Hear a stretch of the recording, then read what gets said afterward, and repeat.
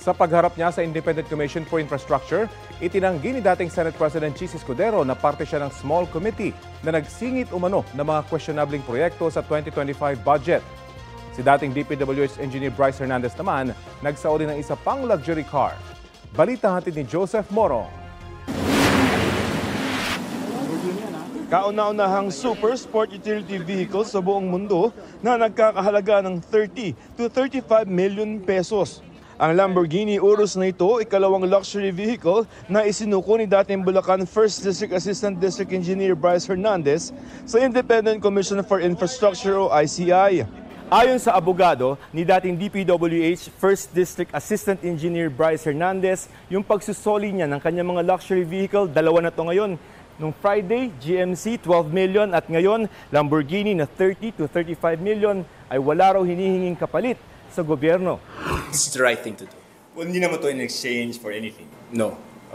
Dati nang sinabi ng ICI na ipasusubasta ang mga isinukong luxury vehicles. Ayon kay ICI Special Advisor at Baguio City Mayor Benjamin Magalong, may mga mamahalin pang motorsiklo na isasauli si Hernandez. Pero ayon sa kampo ni Hernandez, pinag-uusapan pa yan. Sir, all you said all? Lahat? Ilan yung susoli niya?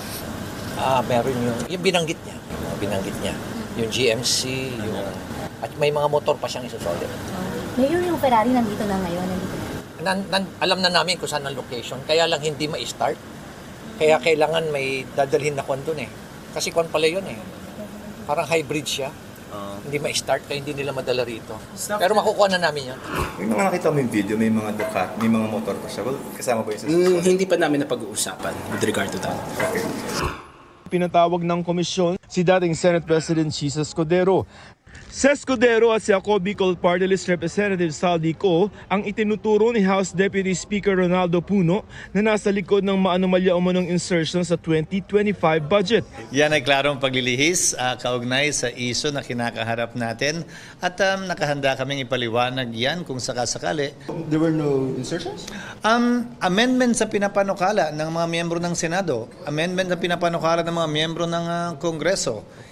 Si Congressman Puno hindi sa bahagi nga ng Kongreso pa nung panahon yun, kaya hindi ko alam kung saan siya nagagaling. Itinanggi rin ni Escudero na may small committee sa BICAM. Sir, when the ICI asks you, is there a small committee that inserts flood control project? Wala at hindi ako bahagi noon at hindi flood control projects dahil ang alam kong komite ay nagre-reconcile ng pagkakaiba ng dalawa. Joseph Morong nagbabalita para sa GMA Integrated News.